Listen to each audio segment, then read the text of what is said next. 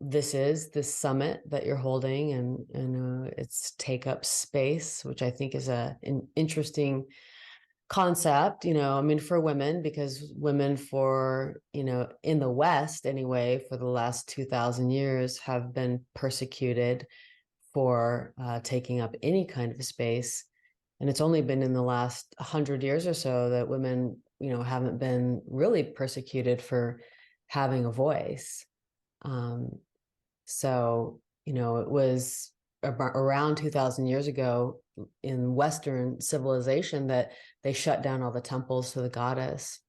And then they made the position of priestess illegal around 394 AD, with the last closure of the temple of Vesta in Greece. Then there were no more temples to the goddess and no more priestesses. And, then we have like the Inquisitions, and then we have the witch burnings. It gets worse and worse and worse for women who have a voice, or who would like to connect to the divine, or who would like to use herbs to heal or help their friend in natural childbirth. So, for the Western woman, our wisdom keepers were cleansed a couple thousand years ago. Whereas for some people on planet Earth right now, their cleansing of their wise people may have been 300 years ago, 500 years ago. So there's this force on the planet. It's just like a particular energy, and certain people and groups of people embody it in different places and different times, but it definitely doesn't like the spiritually empowered person, and it certainly hasn't liked the spiritually empowered woman for quite some time.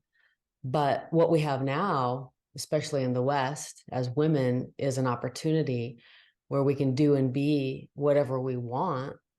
And so that's why now so many of us are getting the calling that, it's okay. You can step into your spiritual power right now. You can step into your sovereignty, your creativity, your sensuality, like whatever it is.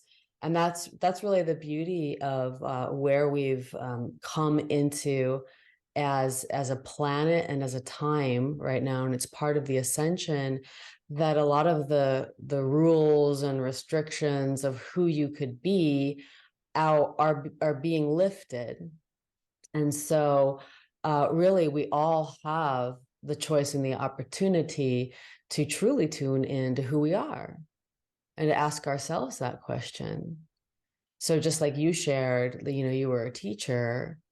So there's a part of you that resonates with teacher, but you were a teacher in this very conventional, governmental type institution, which is kind of, it's all programming. They program people, and then your heart yearned for something more. Like you knew you were made for something else. So you started looking around and you started taking in information, and then suddenly it clicked, like you're meant to do something different. And then you got enough tools that now you're out there and you're doing something different. So that's what we call the calling. Like you get called to do this work. You get called to let go of the shackles of history, and the shackles of your personal history, whatever that may be, the shackles of your cultural history, your family history, all of it, and to just really embody who you are. And that is the great opportunity that each and every one of us has right now. So you're talking about take up space, like for the feminine, take up space. Like, oh, you mean that I can actually be somebody right here? I don't just have to be like the demure, child or woman or wife that just supports everybody else to be something. It's like, oh, no, the invitation is right now to unfurl the wings of your eternal soul as what it really is, who you really are, and to muster the courage to take the risks, to find the clarity, to put yourself in the places where you can see that. and to find the strength to be that. And that's what we're doing. So, you know, I commend you for going on the journey, and sharing with me some of your journey, because you're on the journey that millions of women worldwide are on right now. You know, this is a global movement that's going on right now. Women releasing, you know, the limitations of the past and culture and personal past, and really asking ourselves, like, who am I, and what would I love to do, what am I good at, what fulfills me, and, you know, and then this whole spiritual aspect, which, you know, I can't really speak from any other culture. I mean, I do know some about other people's cultures, but I am, you know, like a white woman. I'm a mixture of a bunch of different things. I have a little bit of Ukrainian in me, but most of it is Irish and English and Welsh and Dutch. And so I know my people's history, and my people were killed 2,000 years ago.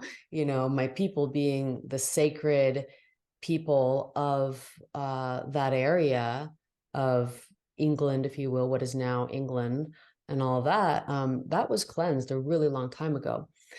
Whereas there are cultures that really haven't been cleansed, and actually some of the Asian cultures have not been cleansed per se.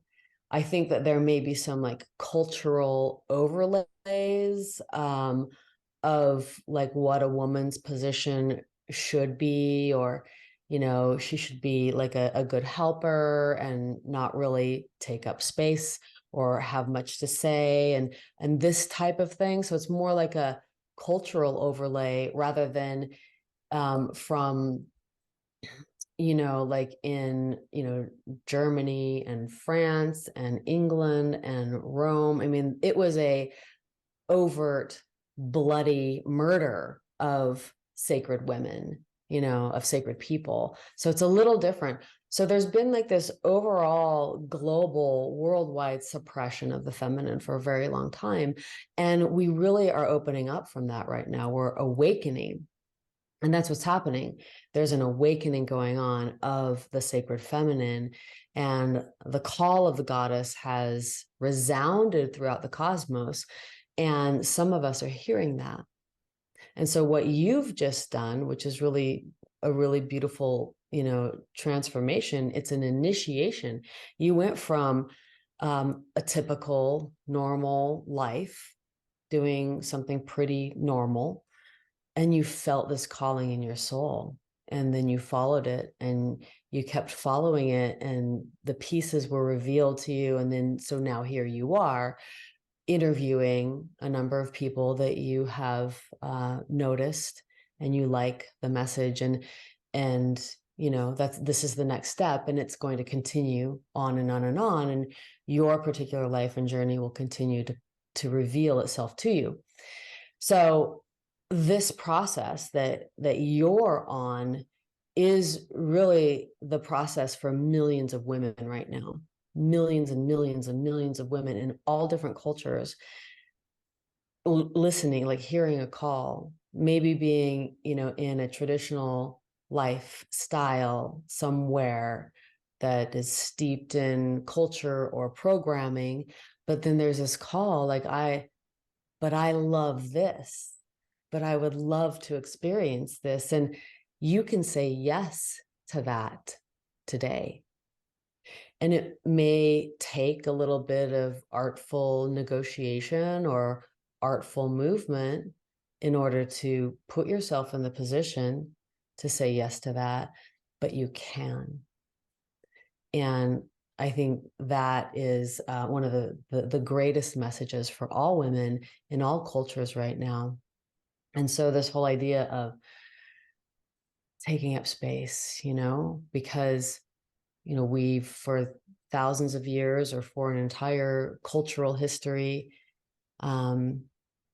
you know, not probably in the Paleolithic or Neolithic, because during those times, I think women had a lot more power, because it the babies were definitely inside of a woman's body, but people might not have known who the father was. The father could be anybody, who knows how many different men, but you knew who the mother was. And so we had matrilinealism because it was obvious, the baby came from her, and then another baby came from her, but the father could have been 5 different men.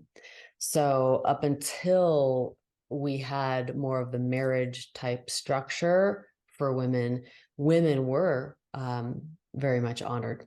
Anyway, long story to say that there's been all this cultural kind of programming of women, and we're kind of waking up from it and going, well, can I take up space? What does that even look like? Am I worth it?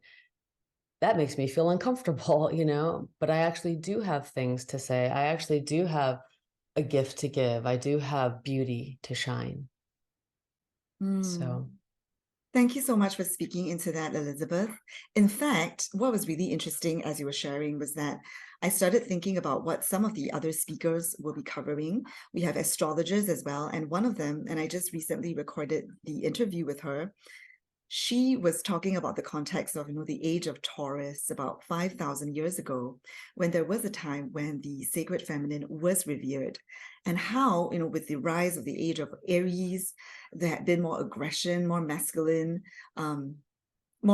energy, which is also necessary in humanity's evolution, but then how that became contorted and distorted into something that became what we see today as a very toxic patriarchy. So you speaking into that and then highlighting this rising, this awakening, and this call that women all over the world are truly feeling, not just in the West, in the East as well, where I'm from. So I definitely feel that, what you're sharing here speaks to the universal, because there has been this global oppression and suppression of women. And now there's a global window of opportunity for all women to, as I said, to let go of the past, the personal past and the cultural past. And we do have a window of opportunity right now to do and be whatever we wish. And so what do you want to be? What do you want to do? You can. You can. And just like you said, like when you choose that calling and when you respond to it, all you need to do is take one step forward. And then what starts happening is the universe starts providing the next step and the next step and the next step. And then you start to see there is this beautiful support and orchestration in the universe. This is how we begin to trust the universe and to know that we're always taken care of. It's like the Fool card in the tarot deck. And the Fool is, he's got his knapsack on his back and he's got one foot stepping off of the cliff, carefree. But what that is it's just inspiration, it's freedom, it's the joyfulness and the innocence and the inquisitiveness of youth. And so there's this aspect to the universe that does respond to us when we choose to follow that flow. So that's what we're doing too as women, because it has been, at least in the West, I know 2,000 years since women have had a structure where we could step into our spiritual life, and that there was a place in society for that, because those were the temples to the goddess, and you could be a priestess or an oracle or a healer, like that could be your job. And it existed up until the Romans decided to use Christianity as a political tool to suppress all of that and to go on a whole nother trajectory. But so it is a different time. We have all come into a different time. And so we all have permission. We all have permission right now to just to let it go. And, everyone has a history and a past and family history and cultural history.